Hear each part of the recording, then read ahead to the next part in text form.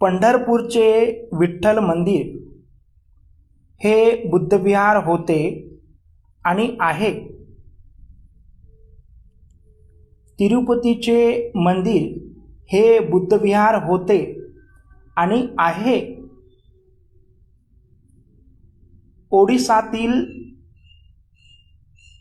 जगन्नाथाचे मंदिर हे बुद्धविहार होते आणि आहे.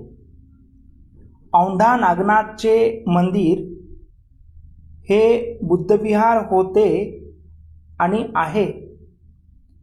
हे सर्व भव्य दिव्य बुद्धविहारे अशोक सम्राटने बांधलेली आहेत.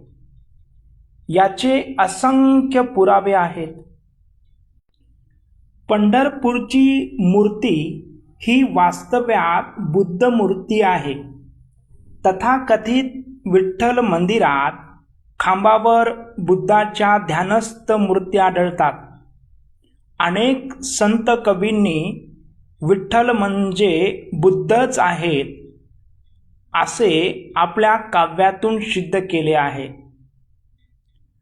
पंढरपूरची यात्रा आषाढी पौर्णिमेला भरविण्याचे कारण बुद्धाने याच आषाढी पौर्णिमेला पंचवर्गीय भिक्षूंना आपले पहिले प्रवचन देऊन धम्मचक्र परिवर्तन केले होते.